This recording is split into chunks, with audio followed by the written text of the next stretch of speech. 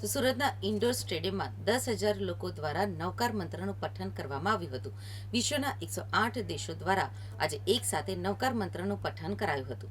Jain international trade organisation Ahmedabad તથા જૈન સમાજ દ્વારા વિશ્વ કલ્યાણના સંકલ્પને જન જન સુધી પહોંચાડવા આજે એટલે કે 9મી એપ્રિલે વિશ્વના 108થી વધુ દેશમાં વિશ્વ નવકાર મહામંત્ર દિવસનું આયોજન કરવામાં આવ્યું હતું.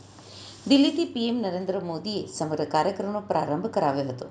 તેઓએ જૈન સમાજ વિશે વાત કરતા જણાવ્યું હતું કે ભારતની ઓળખાણમાં જૈન ધર્મની પ્રતિભા અણમોલ છે. નવા સંસદ ભવનમાં પણ જૈન ધર્મનો પ્રભાવ સ્પષ્ટ દેખાય છે. પાછલા વર્ષોમાં 20થી વધુ તીર્થકારોની પ્રાચીન મૂર્તિઓ વિદેશથી પરત આવી છે. જૈન ધર્મ સૂક્ષ્મ જીવોમાં પણ અહિંસાને માનનારો છે. છેલ્લે વડાપ્રધાને જીતોને આયોજન માટે અભિનંદન પાઠવી જય જિનેન્દ્ર સાથે ભાષણ પૂર્ણ કર્યું હતું.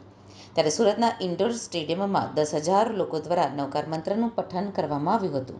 હું મિલન પરીખ, સુરત ચેરમેન ચેપ્ટર જીતો.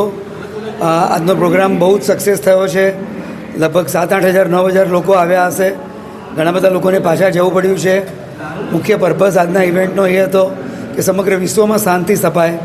એસએમસીએ એક બહુ સારી આજે વ્યવસ્થા રાખી કે સુરતના તમામ કતલખાના સુરત અમદાવાદના તમામ કતલખાના આજે બંધ રહ્યા છે. અને અમે ઈચ્છીએ છીએ કે આ દિવસ પરમેનન્ટ જેમ વિશ્વ યોગા ડે થયો એવી રીતે વિશ્વ નવકાર દિન તરીકે ઉજવાય અને સમગ્ર વિશ્વના કતલખાના આજના દિવસે બંધ રહે આવી ખાસ પ્રભુને પ્રાર્થના છે. Thank you. આ બધાનો આભાર સહકાર હતો એટલે આ પ્રોગ્રામ સક્સેસ થયો. Thank you very much.